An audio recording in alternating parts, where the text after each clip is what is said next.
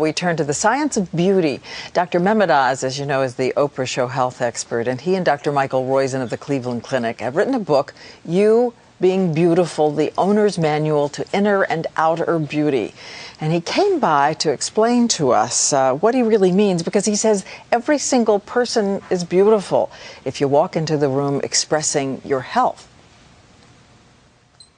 So when you say beauty, you're talking about beauty as it exemplifies health. I'm a heart surgeon. My interest in this topic is all about health, but it turns out that beauty is very well correlated with health. I mean, think about it. It's not just some issue of vanity. People who are perceived to be beautiful are better liked. They're perceived to be more competent. They tend to get more money for the same job, all by 2-to-1 margins, by the way. So what is it that makes us hardwired to seek beauty out? Well, long before we had blood tests and CT scans, I could, in a quarter of a second, figure out if I wanted to mate with somebody. And that means that I was hardwired to look for that. And we've forgotten that basic insight. But as we think back to it, we begin to realize that there's some basic measurements that tell us if there's underlying health problems that are bubbling forth towards the surface. Now, I know you're going to start and go head to toe, basically. So let's start. Hair is the day today. And hair, what do you see in hair about health when you walk up and meet somebody?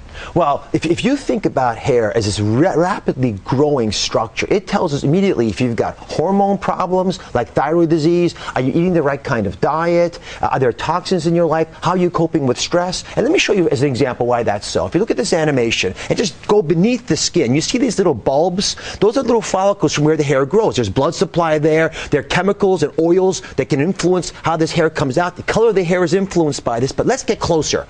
Look into the hair itself, and you see those tiles that layer on each other? When you, for example, blow dry your hair or iron your hair, you destroy that. As the hair grows, chemicals allow it to mature and have the body you want. But if you're poisoning the hair follicles, they begin to shrink down and turn to peach fuzz. Well, I want to come back to the treatment in a minute, but because you call it hairicide. Hairicidal. We're all committing hairicidal acts every single day. But you say that one of the tests you can do is a baldness test. Now, let me understand first. 80% of men, 40% of women will lose hair. And is this normal? Is this just genetic? Or is this a sign of illness? Well, genes do play a very important role, depending on how much of a testosterone-type hormone your body makes. But women don't realize that they're afflicted quite frequently as well. And they don't actually know if they're losing a lot of hair. So we do something called the main squeeze test. So here's a simple straw. You want to grab about that much hair. So grab it at the very base, right at the base. It's about 60 strands. Grab it where I don't think I need it. And then gently pull up towards the ceiling. Pull, pull, pull, pull, pull, pull, all the way to the top. And then count how many hairs are in your fingers. So I've got 2. How many do you have? I don't have any. Oh, that's even better. So if you're losing less than 6 hairs when you pull like that, that means you don't have a problem.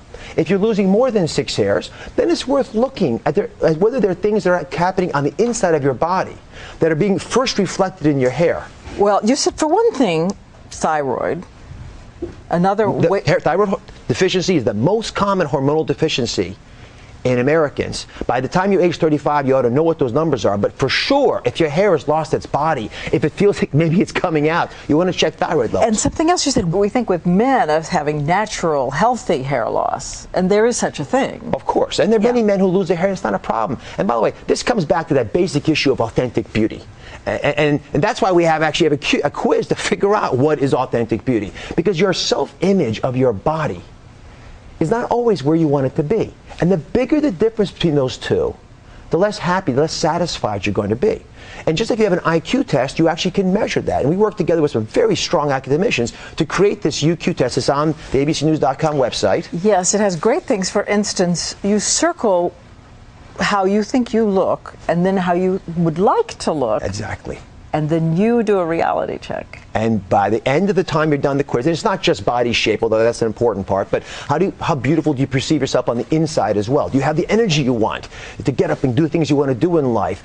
Do you feel pains? And are there words that describe you today that aren't the words that you think should be describing you tomorrow? The bigger that gap, the less satisfied you are in life. The difference between an IQ test and the UQ test, the happiness quotient, is that you can change the happiness quotient. And as we go through these shows, I think we'll convince people that if, for example, you understand your hair and you understand what simple things you can do to improve how it looks, then you'll be able to go there. Let's talk about them.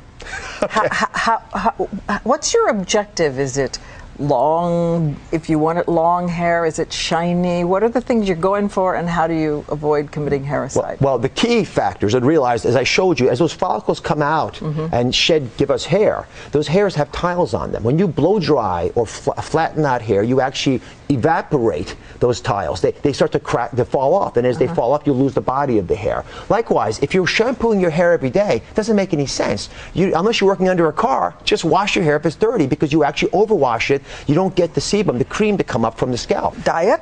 Diet critically important, because certain foods, for example, biotins, which are found in B-type vitamin, that are found in eggs and avocados, are very important to rebuilding those shingles. And omega-3 fats found in walnuts and flax seeds, you have to make the oil of the flaxseed to get that, are hugely effective by treating your hair, especially when it gets moist, like a fine silk blouse. And not combing it and shoving it and rubbing it and damaging it by all the things we do that are hairicidal. And eating the right foods to nourish it. It's a beautiful example of how inner health will percolate through to give you outer beauty. And finally, vitamin supplements?